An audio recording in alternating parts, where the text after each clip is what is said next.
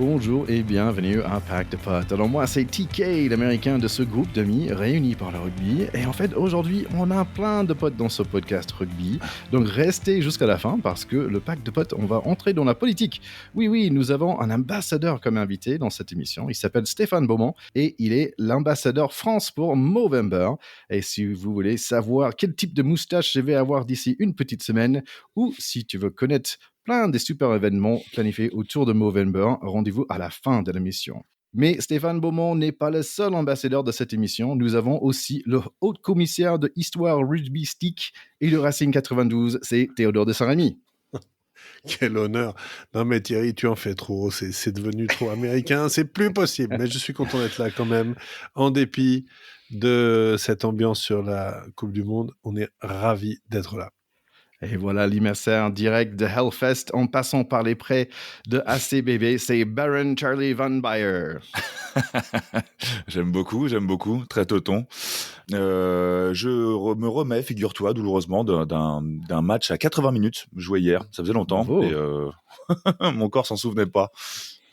Bon, les mecs, il faut dire que c'était une longue semaine après ce dernier épisode. Je voulais juste vous dire, franchement, merci beaucoup parce que la semaine dernière, après cette défaite contre l'Afrique du Sud, ça m'a fait beaucoup de bien de parler avec vous et quand j'ai réécouté l'épisode, ça m'a apaisé un peu. Mais quand même, c'était une semaine longue. Est-ce que c'est quoi l'expression? Toujours la somme? C'est ça, la somme? La somme de nos peurs. Le somme. Le somme. Le somme, ouais. Moi oui, clairement, toujours. Ouais, je suis fâché, je boude. C'est nul, ce sport est nul.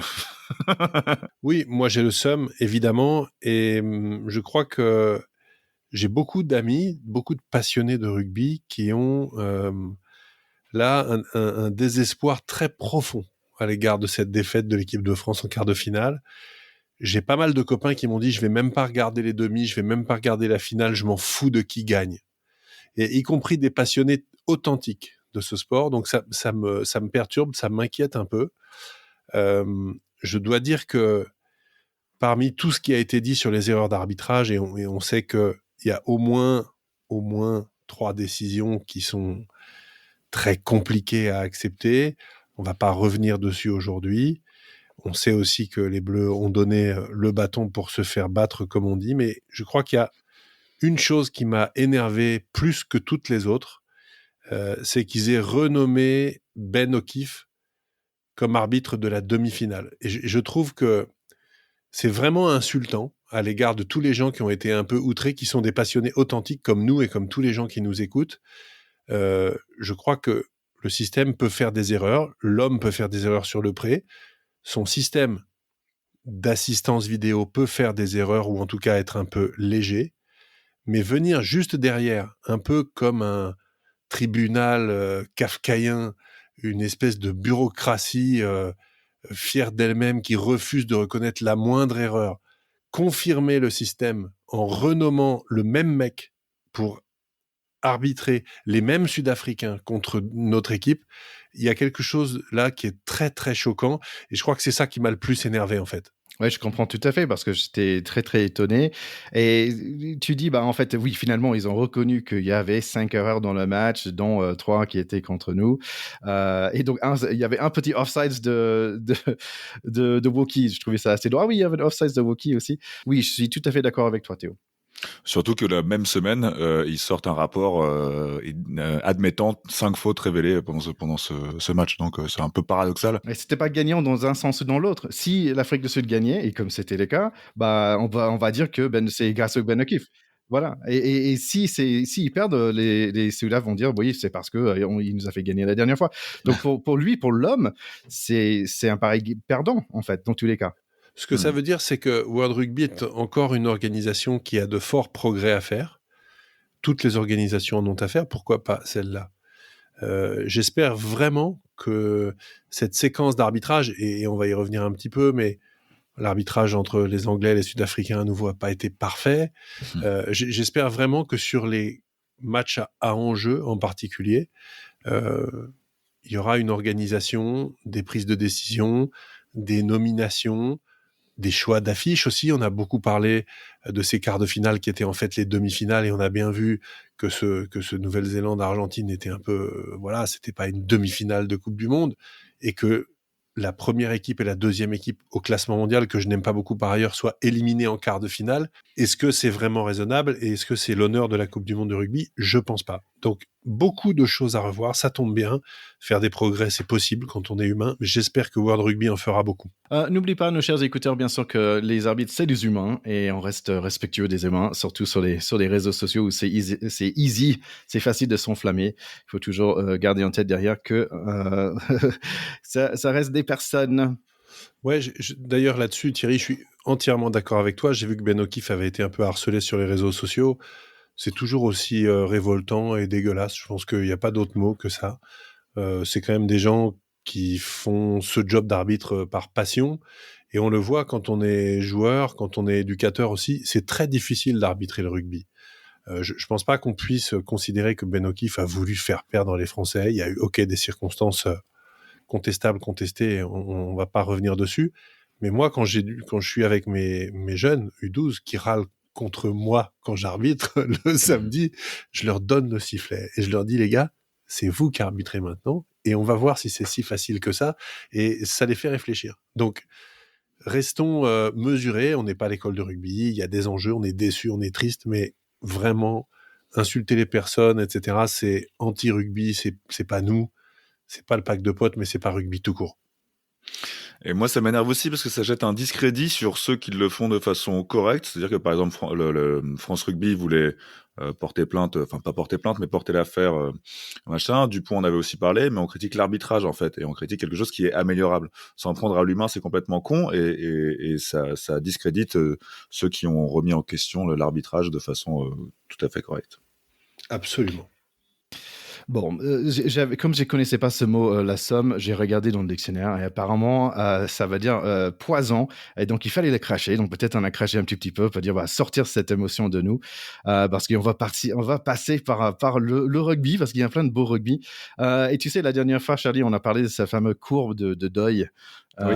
Et je pense qu'en ce moment, moi, je suis dans le refus de comprendre et peut-être dans la tristesse. Et après, maintenant, je passe un petit peu dans le révolte quelque part. Et tout ce que j'ai envie de faire, c'est la colère. J'ai envie de tout détruire pendant les 6 nations. Pas de good game, rien, juste d'être en destruction totale. Absolument. Que la France marche sur tous ses adversaires jusqu'en 2027, fasse 4 grands chelems et arrive en Australie conquérante et des flammes dans les yeux et en portant en bandoulière les crânes de ses ennemis. J'allais dire.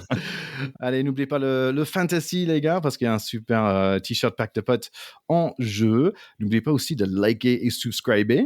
Laissez-nous un petit commentaire sur Apple. Vous êtes 2, 3, 400 nouveaux personnes qui nous écoutent en ce moment, donc c'est bien sympa. Laissez-nous un petit mot comme ça. Et surtout, subscribez, comme ça, vous n'allez pas nous oublier pendant the Six Nations. Aussi, il y a le Women's 15 en ce moment, donc c'est super sympa. J'en vais en parler juste après avec France-Nouvelle-Zélande. Donc, n'hésitez pas à aller regarder ce site parce qu'il y a plein de jolies choses qui se passent. Et mon cher Charlie, il y avait un bon moment de wheelchair rugby ce week-end. Absolument, ouais, la France a accueilli la Coupe du Monde de rugby fauteuil, pour cette édition, arrivée en même temps, tombée en parallèle de la Coupe du Monde valide, de la Coupe du Monde que nous suivons aussi actuellement à côté. Alors la France s'est arrêtée au pied du podium, malheureusement.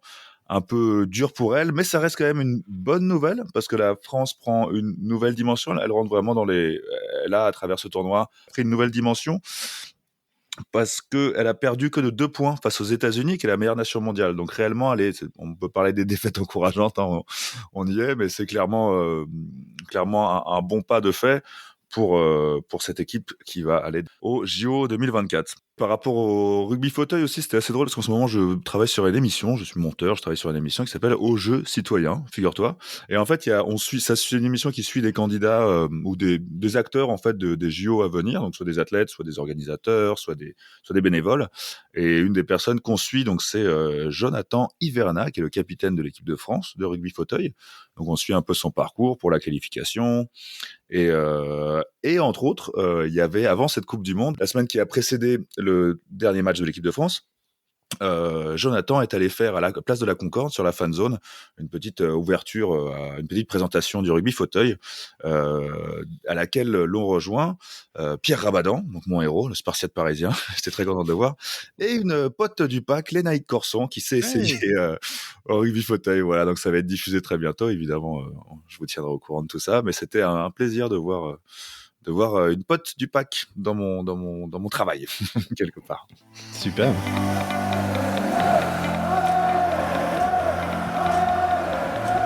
Allez, c'est vendredi soir, je suis allé taper sur des mecs en faisant du Krav Maga et j'ai complètement oublié qu'il y avait un match, c'était Argentine-Nouvelle-Zélande. C'était déjà 20-6 à la mi-temps.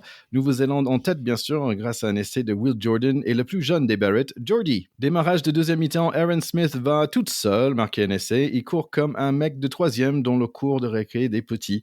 Le stade sait déjà qui va gagner ce match, il n'y a pas beaucoup d'enthousiasme. 56 minutes, les Argentins ont un peu de beau jeu, mais ça cale dans les 22 des Blacks. C'est suivi par un deuxième essai de Will Jordan, 39-6. The All Black Magician Mackenzie est entré, mais le match est sans suspense. Même les présentateurs n'ont pas grand-chose à dire. Heureusement, ils jouent un peu de White Stripes dans le stade. Il y a un carton jaune contre les Blacks, mais ça se voit pas du tout dans le jeu tellement les Blacks sont forts. Will Jordan marque son triplé avec une action tout à fait individuelle de son propre 22. 31 essais en 30 matchs, c'est quand même pas mal. Il reste quelques minutes et chaque fois que tu penses que les Argentins vont marquer un essai, il se fait démolir. Les 80 minutes sont passées, mais des gens sur le terrain jouent encore. Grosse défaite de Argentine, 44-6. C'est un score qui est complètement sans appel. Et pourtant, moi, j'étais pas comme toi, j'étais pas au Krav Maga au début du match, j'étais devant. Et l'entame des Argentins était exceptionnelle. Ils font une entame de match de rêve où on se dit, tiens, ils vont peut-être rivaliser. Je dirais pas qu'ils ont fait 35 temps de jeu comme les Irlandais contre les Blacks en quart, mais ils ont vraiment fait un début de match de très grande qualité, avec ça balaye à droite, à gauche, au moins une 15 ou une vingtaine de temps de jeu. Ce qui laissait présager une confrontation peut-être un petit peu plus équilibrée. Et puis, les Blacks remettent la main sur le match, ils marquent 2 essais coup sur coup, et après, c'est rideau. C'est-à-dire qu'effectivement, à la 8e minute, tu te dis, ça va être très long. Parce que c'est un match d'entraînement, quasiment, pour les Blacks, qui rend l'événement demi-finale un petit peu décalé, en fait. C'est-à-dire que très, très vite, un match, ça dure 80 minutes, et quand au bout de 10, on se rend compte que l'affaire est entendue et que l'affaire est pliée, on peut bouquiner en regardant le match, on lève la tête, toutes les 5 minutes, il y a un essai de plus, et les Argentins, on comprend pas ce qu'ils font là. Donc, très décevant, très déçu pour eux. J'ai vécu 5 minutes super, et après, j'ai vu une équipe à l'entraînement. Donc, c'est surprenant. Ouais, je te rejoins tout à fait. C'était...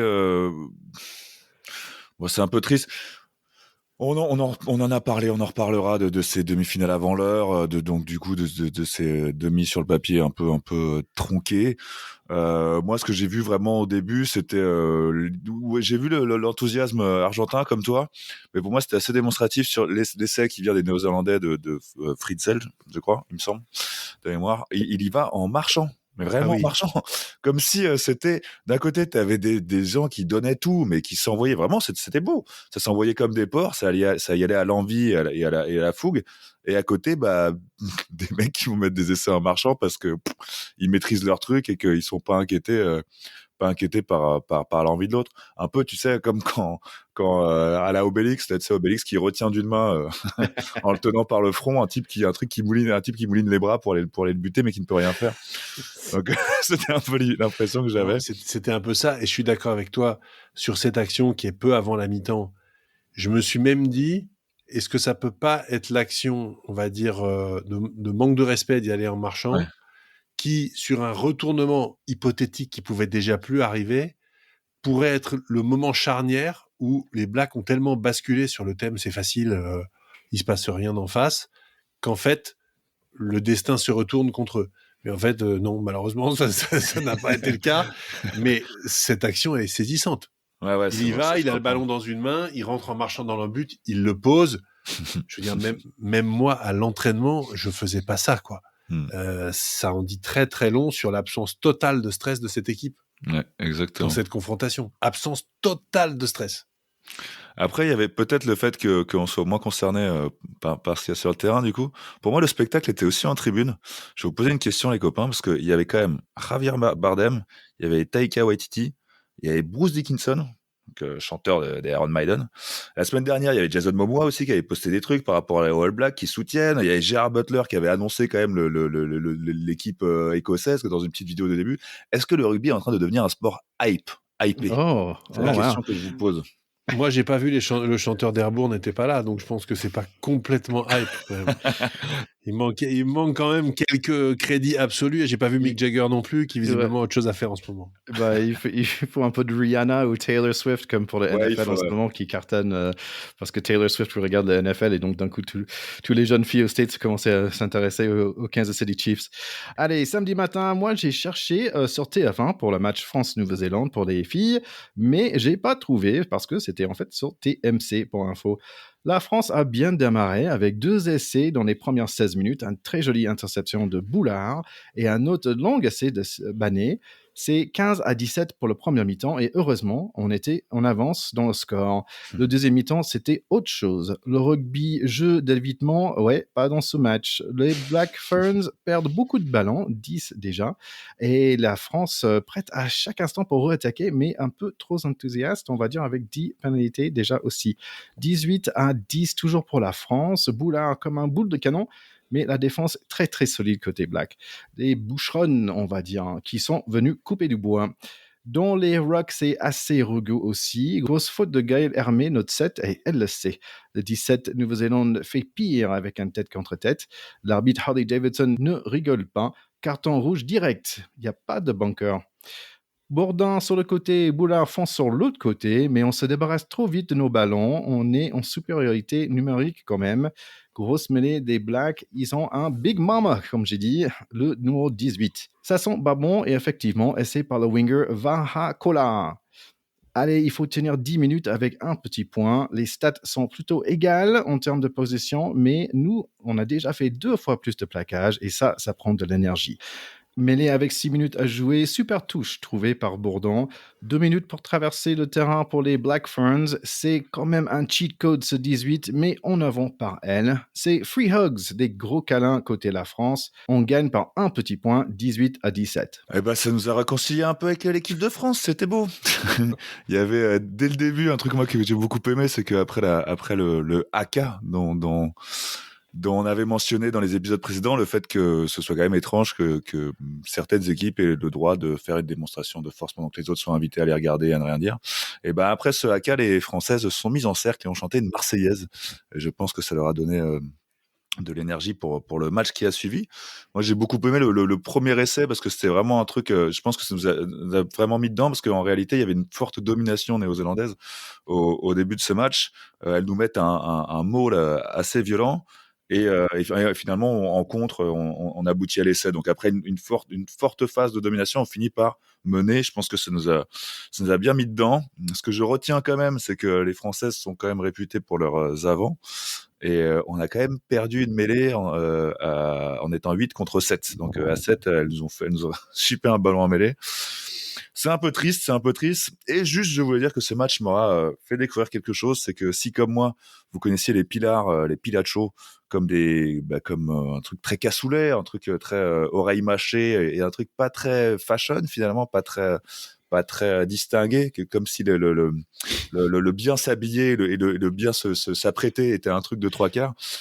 Il y a la pilier Ambre Moyembe qui est assez rigolote. Je sais pas si vous sur son Instagram et tout, elle est très très coquette, très à des années-lumière de l'image qu'on se fait d'un pilier. Et c'est beau de voir que même les postes réputés pour des mangeurs de cassoulet peuvent être des postes où il y a un peu de flegme et de classe. Moi, j'étais content parce que j'ai regardé ce match avec ma fille.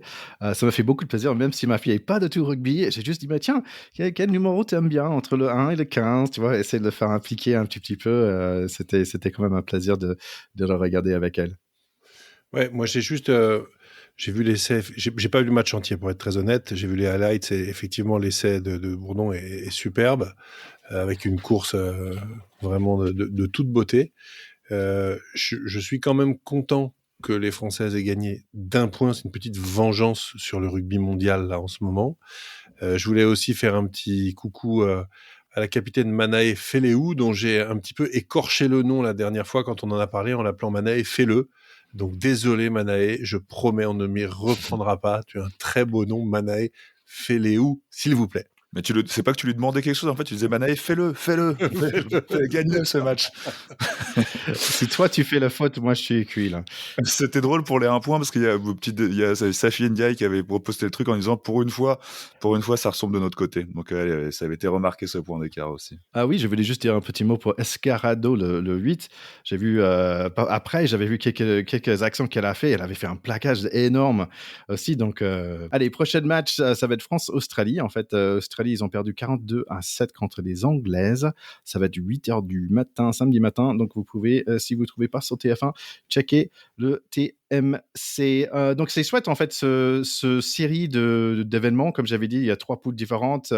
Et il y a certaines équipes qui commencent à sortir un tout petit peu. Par exemple, dans la poule 3, il y a Espagne qui ont battu Kenya. Ils ont aussi battu Fidji. Donc, c'est chouette de savoir que l'Espagne commence à jouer au rugby et bien aussi. Les États-Unis qui sont dans la deuxième poule, bon, ils ont gagné 1, ils ont perdu 1, mais c'est surtout Italie et l'Écosse qui sont plutôt pas mal dans celle-là. Donc voilà, donc notre poule, en fait, c'est Angleterre, Canada et la France. Et dans notre poule en face, c'est Nouvelle-Zélande, Pays de Galles et Australie. Je suis ravi que tu dises que l'Espagne commence à jouer parce que figure-toi que l'Espagne et le Portugal, très en vue en 2023, sont portés candidats pour recevoir la Coupe du Monde en 2035. Oh, génial, voilà. Ce serait génial. Ce serait trop bien pour aller au soleil. Nous, en 2035, le pack de potes, on sera devenu un média de masse, multisport bien entendu. On aura chacun un bureau, TK, l'américain de ce groupe d'amis qui aura toute la partie sport US. Toi, tu feras bien sûr les ambiances musique et sport. Et moi, je tiendrai le clubhouse en bas et je raconterai des conneries à tous les gens. Voilà. Bienvenue en 2035. Vivement 2035. Écoute, moi, je prends pas le foot. Allez, allez, on va parler du dernier match de week-end, c'est l'Angleterre-Afrique du Sud. Et ça va être un match avec des rocks spectaculaires, des chandelles dans l'air. Et les Anglais qui ouvrent le score, pénalité Owen Farrell, qu'on adore, je blague. Mais début de match, les Anglais me semblent beaucoup plus grands sur les ailes que Colby et compagnie. 2 touches gagnées par les Anglais. Moment fort pour le 15 de Rose, ils sont 6-0 pour l'instant. Ça chauffe un peu et les Sudaf ne prennent pas les points. Énorme plaquage contre leur deuxième ligne, Sudaf. Il y a du costaud dans ce match. Et ça parle beaucoup. Owen Farrell est un petit peu chiant. Il se retrouve pénalisé par O'Keefe, l'arbitre. Que des jeux de pied cherchant la faute. Moody va vite et les Anglais plaquent fort. Libok est sorti. Après que 30 minutes, c'est Pollard qui entre. Curry à l'année cassée, gros temps fort pour les Bocs après un en avant de Venipola, 9-6 toujours pour Angleterre. Et puis 12-6 pour le mi-temps, ce n'était pas si mal ce match pour le moment. Deuxième mi-temps, j'ai oublié de dire d'ailleurs qu'il pleut beaucoup et peut-être ça va aider les English. Le jeu c'est un peu le même, à part des deuxièmes lignes bien sûr, personne n'est bon dans ce match car ça joue pas vraiment. Et voilà le pire lancé de la touche du monde par Jamie George, ça va complètement à gauche. Tiens, j'ai vu un petit Faf de Claire, peut-être il va mettre un peu de joue et un peu de jeu dans ce match. Lui et Joe Marler vont passer un moment sympa et j'ai rien dit, finalement une action sympa pour les Sudaf et puis Owen Farrell de nulle part, il va claquer un drop. 15-6. Temps fort pour les Anglais, mêlés sur les 5 mètres des Sudaf, mais les Bocs sont forts devant. Écoute, il y a beaucoup en avant, des coups de pied pas beaux, des pénalités, etc. Et finalement, à 68 minutes, c'est le Viking Snyman qui marque un essai suite à un charge sympa de son talonneur. 15-13, toujours pour England. 73 minutes, il y a presque 1000 mètres au pied pour les Anglais dans ce match. On n'a pas des kilomètres aux States, mais je pense que ça fait beaucoup. Dernière minute, pénalité dans un mêlée que j'ai pas trop compris. Dommage parce que ça va décider le match.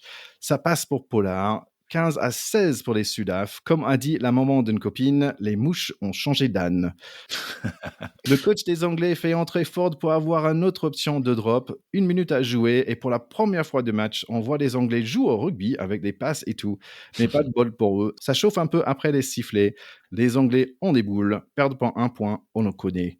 Bon, au moins, il y avait un match quand même. On ne m'y reprendra, j'espère plus, mais je me suis surpris à supporter l'Angleterre.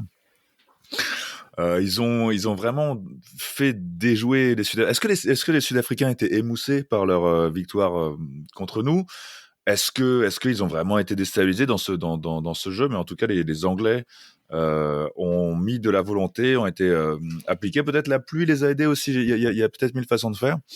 Mais moi, je vais m'aider de la touche un peu, qui est un sujet que j'aime bien, qui pour moi était assez démonstrative de ce qui s'est passé sur le reste en fait.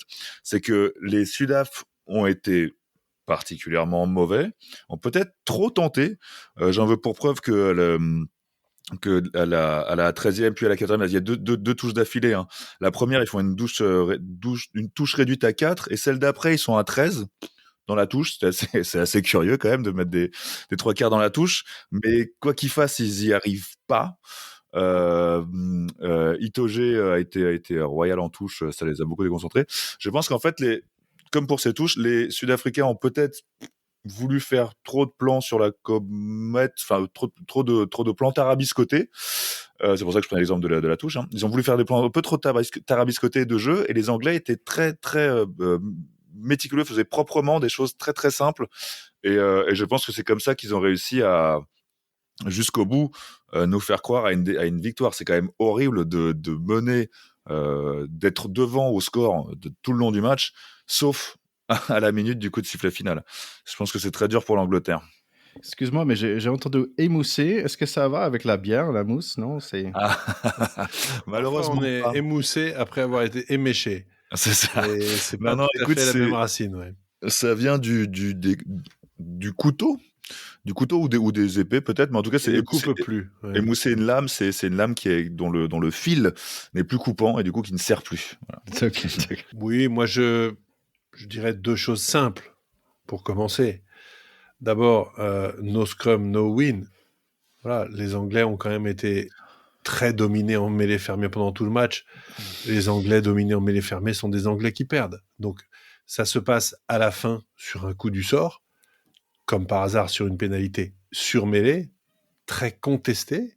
Je suis pas sûr qu'elle soit contestable. J'ai revu les images. Ellis Genge, qui est pilier gauche à ce moment-là, met effectivement les genoux en terre après avoir été sur le contact. Donc il est sanctionnable, il est pénalisable, il fait la première faute.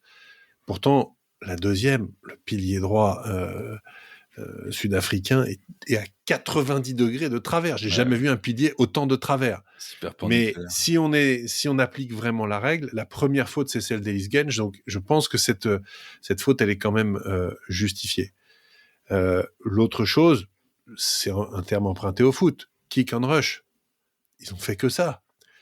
Jesse Kriel, le deuxième centre sud-africain, n'a pas touché un ballon du match. C'est une stat quasiment jamais vue dans des matchs de très haut niveau. Le deuxième centre n'a pas touché le ballon. Il a fait que défendre. C'est improbable. Donc, c'était un match qui était sympa quand t'aimes le rugby un peu à l'ancienne. Comme nous, Charlie, honnêtement, on a vu des trucs qui nous ont pas déplu, ça s'est bien rentré dedans, etc. Mais tu mets des gens qui connaissent pas le rugby devant ce match, ils s'endorment au bout de 5 minutes, ils se barrent avec les cacahuètes et ils t'attendent dans la pièce d'à côté, quoi. C'était quand même chiant à mourir. Et même s'il y a eu un petit peu de suspense, franchement, c'est pas les demi-finales qu'on voulait.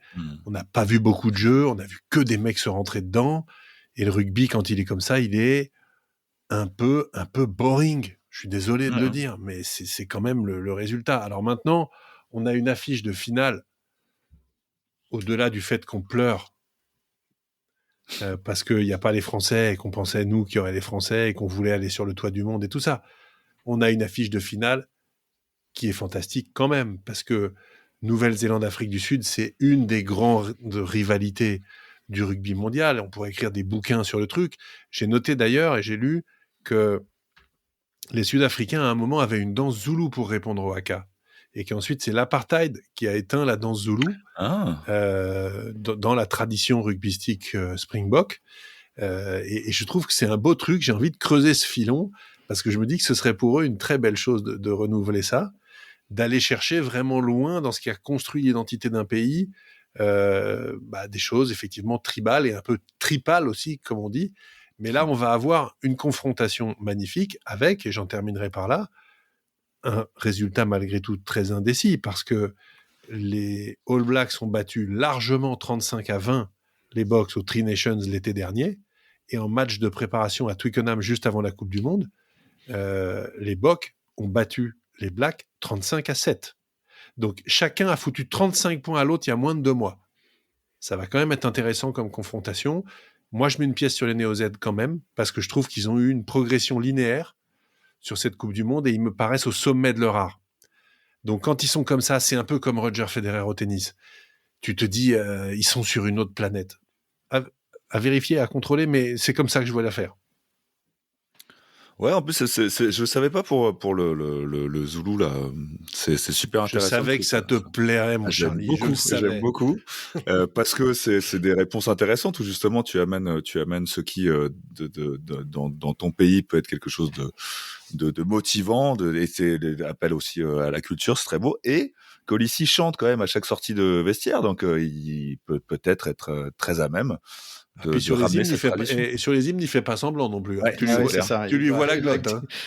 Tout encore. Pour revenir à la façon dont tu nous décris ce match, peut-être qu'on pourrait inventer le terme de rugby pluvieux, rugby ennuyeux, qui convient peut-être pas au tout public. Mais là encore, moi, je vais quand même finir sur... J'avais pensé à toi pendant au moment du drop de Farrell, parce que tu nous avais parlé sur le match, c'était le Angleterre-Argentine, où il y avait eu un drop de claqué aussi, et on s'était dit, tu nous avais dit, est-ce que, on avait posé la question, ce sera une arme pour cette Coupe du Monde, parce que c'est vrai que c'était pas très utilisé. Ça ne s'est pas vérifié, et là j'y ai cru, je me suis dit, mais oui, c'est ça, il y en a un chez les Anglais qui a écouté Théo sur notre épisode de Pack de Potes, et c'est donc ça l'arme. Et quel drop! Ouais. Super bon. Bonne nouvelle les gars, ça va être pas Ben O'Keefe, l'arbitre, ça va être Wayne Barnes. Allez, donc ça veut dire vendredi, on a Argentine contre l'Angleterre pour la 3e place. La gagnante va être... L'Angleterre, j'espère, ouais. Ah non, j'espère. Nul. Ça y est, il est devenu pro-anglais, notre Charlie. On l'a perdu, on l'a complètement perdu. Allez, après, il y a Nouvelle-Zélande contre Afrique du Sud. Ça va être samedi soir. Ça va être, comme tu dis, un très beau match. C'est quand même un match digne de finale. N'oubliez pas le match des femmes aussi, samedi matin. On va passer tout de suite à notre entretien avec Stéphane Beaumont. J'ai passé un super bon moment avec lui et vous allez avoir plein de bonnes idées de comment vous pouvez aider pendant ce Movember. Tu veux dire un beau moment.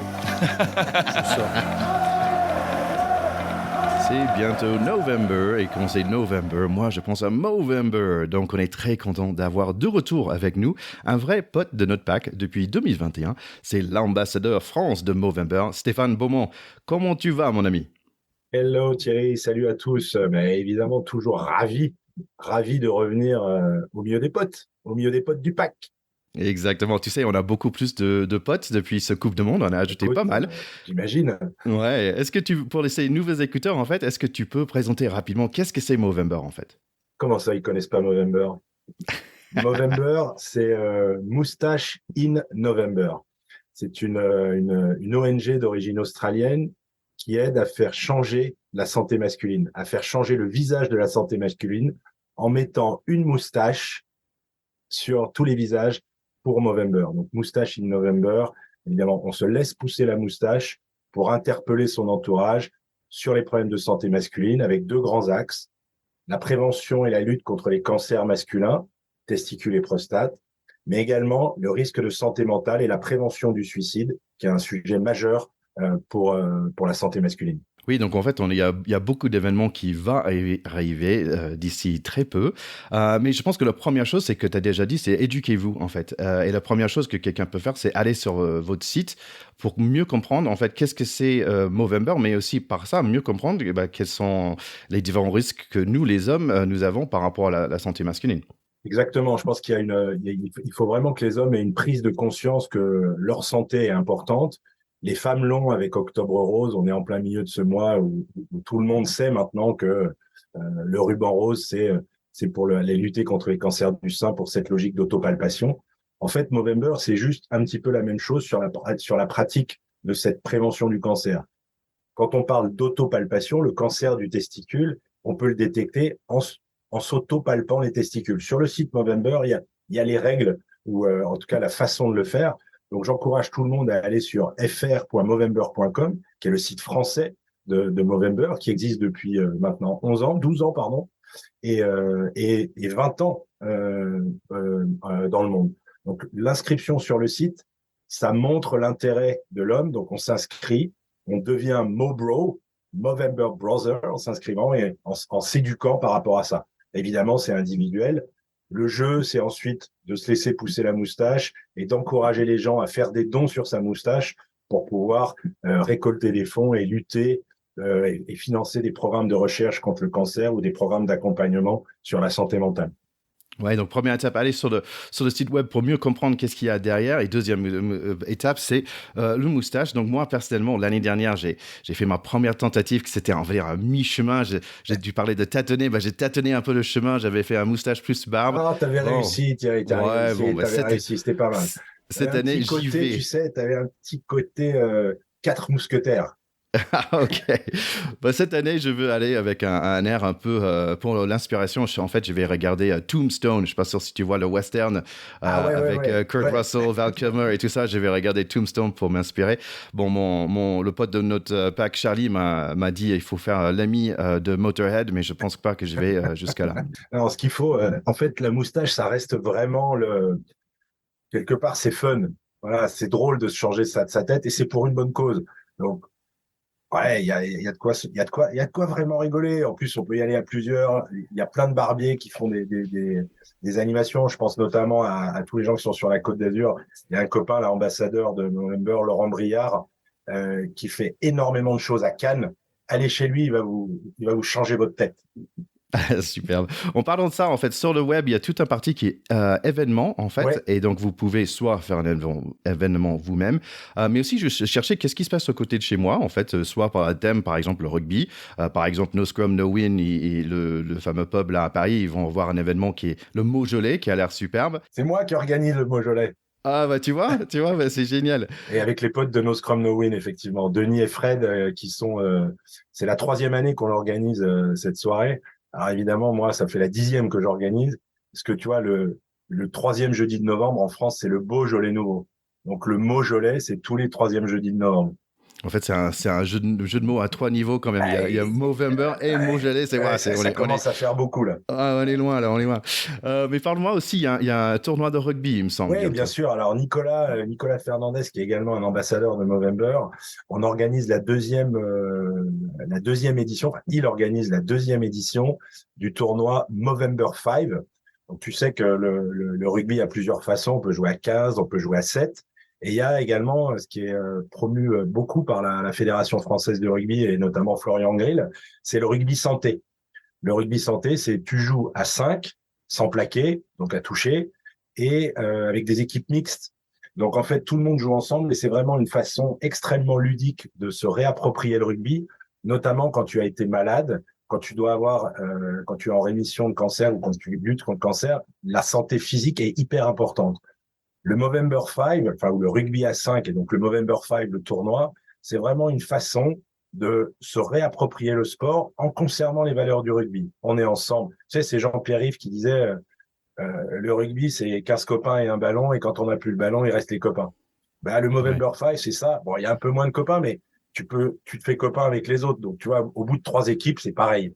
Et tout le monde est dans cette logique-là. C'est vraiment un super moment. Donc, ça a lieu à Rueil-Malmaison, sur les terrains sur lesquels l'équipe de France s'est entraînée, avec peut-être la plus belle pelouse de France qui existe parce qu'elle a été faite pour que notre équipe de France soit performante.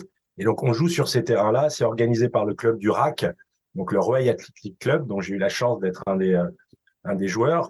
Et donc, ce Movember 5, c'est le samedi 4 novembre à partir de 9h30, donc toute la matinée avec plein de matchs, beaucoup d'animations, barbecue, etc., des stands de sensibilisation, et c'est surtout un super moment festif. La première fois, il y avait plus de 300 personnes.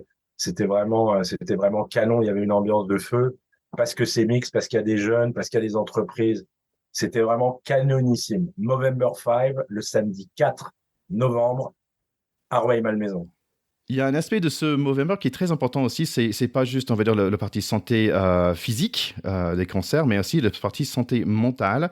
Et nous, je t'ai invité sur mon autre podcast, et oui, c'est les nouveaux agriculteurs, on va dire, j'ai un autre podcast qui s'appelle Un peu plus léger, c'est épisode 11 de saison 2, et on a parlé en détail par rapport à Movember en général. Mais est-ce que tu peux me mettre un mot sur le parti Move de Movember? Moustache in November, c'est évident, mais la santé physique et la santé mentale est hyper importante. Globalement, il y a la moustache, il y a la notion de move, c'est-à-dire pratiquer l'activité physique. November 5 en fait partie de rugby, mais c'est marcher, prendre un escalier, etc. Et sur le site Movember, quand vous devenez membre, vous connectez votre monde connecté, votre téléphone, et ça compte vos pas. Et en fait, le fait de pratiquer cette activité physique, elle est importante, ce move. Et en même temps, il y a la notion de host moment, c'est-à-dire on organise un moment pour ça. Ben, le fait de marcher à 2 ou 3, de prendre cette truc, ben, on commence à déclencher cette discussion, à avoir un moment à soi avec ses copains, avec ses potes. On peut venir avec tout le pack et effectivement de parler des problèmes qui sont les nôtres, d'oser en tant qu'homme mettre sur la table des problèmes qui seraient que traditionnellement ou culturellement on garde à l'intérieur de nous. Je pense que les jeunes générations sont plus ouvertes peut-être par rapport à ça, à cette notion de santé mentale. On est d'une génération, Thierry et toi, où on est vraiment enclin à garder pour soi cette difficulté. Alors qu'en fait, Oui. s'ouvrir aux autres, demander conseil, c'est donner à l'autre la possibilité de nous aider, donc nous d'avoir une solution et lui de se faire plaisir en nous aidant. Donc je pense que tu vois, c'est un peu comme le rugby. Quelquefois, c'est plus valorisant de faire la passe et que l'autre marque que de marquer. La notion d'échange, je trouve qu'elle est fondamentale là-dessus. Et d'ailleurs, Movember, parce que par extension, c'est pour lutter contre l'isolement, problème de santé mentale, pour éviter les suicides qui sont très nombreux. C'est la première cause de mortalité des jeunes de moins de 30 ans aujourd'hui. 75% des suicides sont masculins. Dans le monde, c'est une personne par minute qui décède, un homme par minute qui se suicide. Et tu vois, le fait de s'ouvrir aux autres, d'être capable d'avoir cette conversation, même difficile, c'est important. Et notamment Movember, grâce à L'Oréal notamment, a énormément fait, a développé un site multilingue qui s'appelle Conversation Movember, Movember Conversation. Il y a la version française. Et c'est se préparer à avoir ce type de conversation difficile. Et donc, je pense que si chacun y met un petit peu de soi, eh ben, le monde sera un petit peu meilleur quand même et on aura des choses. Et by the way, ça j'aime bien le truc, c'est que sur le site, il y a la version française et il y a la version française canadienne. Si vous voulez passer un bon moment, allez-y. Ouais, au niveau des accents, c'est des sacrés accents pour moi. En fait, comme tu dis, tu as bien fait pour le lier au rugby et c'est vraiment cet appel à soutien. Et il n'y a aucun mal de dire j'ai besoin de soutien, venez, aidez-moi. Et moi-même, c'est pour ça que j'ai fait ce podcast un peu plus léger sur le santé masculin parce que je me disais, il faut que nous, les hommes, on soit capables de parler de nous et de nos besoins et de nos peurs aussi, quelque part. Donc, tu as parfaitement raison. Et d'ailleurs, alors, peut-être qu'il m'en voudra, mais tant pis, c'est pas grave, je prends le risque. On est en train de préparer un superbe programme avec Raphaël Poulain. Je pense que tu connais Raphaël Poulain. Je sais pas si tu as déjà eu l'occasion d'avoir un pack de potes. Avec Movember, avec une petite évolution de son livre Quand j'étais Superman, avec la liaison, avec tout ça. Je peux pas plus en parler parce que sinon, ce qu'on va dire est pas complètement figé, mais disons que Raphaël Poulain et Movember, il y a quand même de fortes chances qu'à un moment, Superman, on lui colle une moustache. Ah super, écoute, tu fais un bon teasing comme toujours. Et je voulais juste finir en fait parce qu'il y a une idée quand j'ai préparé pour notre entretien. En fait, tu me disais en off que tu étais en forme olympique mentale et je trouve que ce qui est important, c'est cette espèce de move. Il y a le move physique, mais aussi il y a le move mental. Bien sûr. Et pour moi, par exemple, quand je suis déménagé de Paris, j'étais un peu toute seule dans mon coin et c'est pour ça que j'ai lancé Pack de Potes parce que je voulais être avec mes amis. Et quel bénéfice que ça m'a apporté, histoire de mover, de bouger, de construire, de créer. Et ça m'a beaucoup touché. Bien sûr, je peux parler avec mes potes toutes les semaines, ça c'est génial. Je peux rencontrer des gars comme toi, c'est génial. Donc il y a un aspect, on va dire, de donner toi-même, faire des choses, aller sur le site. Il y a l'opportunité de créer des événements. C'est facile parce qu'à côté de chez moi, il y avait un bar qui disait hey, Thierry, comment on fait parce que j'ai porté une moustache et je dis bah tiens, je te mets en lien avec des gens et voilà. Mais c'est exactement ça. Et tu vois, la plateforme Movember, elle est formidable pour ça parce que ah oui, on pourrait toujours faire un meilleur projet. Elle existe, elle est là. Rejoignez-la, c'est gratuit. Inscrivez-vous et vous aurez de l'information. Vous aurez accès à cette plateforme pour suivre, pour jouer avec les autres parce que on va récolter des dons, mais il y a également des challenges sportifs. C'est vachement animé. Tu sais, les réseaux sociaux, ils ont pas que des mauvais côtés. De temps en temps, c'est plutôt pas mal. Et si en plus c'est pour une bonne cause, ben, on va pas se gêner. Ouais, Et non, rejoignez fr.movember.com. Tu as raison, la partie event, elle est hyper importante. Et allez-y parce qu'il va y avoir des événements partout. Tu vois, je pense, moi, je vais être à Bordeaux le 9 pour un super moment avec Rémi Lamera, qui est un ancien rugbyman, qui est devenu viticulteur et qui a une cuvée. Qui dit voilà, je veux la faire découvrir au Profileux parce que le club de l'UBB a toujours été très impliqué avec Movember. Moi, j'attends impatiemment que Nance Ducoing nous fasse une petite nancitude sur la moustache et voilà. Et tu sais, la somme de toutes ces petites choses individuelles qui vont avoir lieu, eh ben, écoute, c'est top. Ouais. Donc, nos chers écouteurs, si vous avez une équipe de rugby ou une équipe de potes qui aiment le rugby et vous voulez faire un événement, tenez-nous au courant ici à Pacte Potes et bien sûr, on va en parler dans nos émissions pendant le mois de Movember. Écoute, juste pour finir, il y avait 2 dernières choses. Ici à Pacte Potes, il y a environ 25% des personnes qui nous écoutent, c'est pas des messieurs, c'est des femmes, mais aussi, c'est la même chose chez toi. Bien sûr, effectivement, parce qu'en fait, on parle des Movember Brothers, donc des frères qui rentrent, mais il y a les Mosista, donc les filles. Et aujourd'hui, sur le site, sur la plateforme Movember, c'est à peu près pareil. C'est 25% des gens qui sont inscrits et qui sont Movember sont des filles. Des filles, des femmes, des sœurs, des frères, des maîtresses, des amantes. Et en fait, les femmes sont beaucoup plus sensibles à la santé masculine que les hommes eux-mêmes. Tu vois, je prends toujours une statistique. Je travaille beaucoup avec une médecin de l'Institut Gustave Roussy qui est très impliquée dans Movember sur des programmes de recherche, mais également dans la vie de tous les jours pour recevoir des gens qui sont atteints du cancer de la prostate.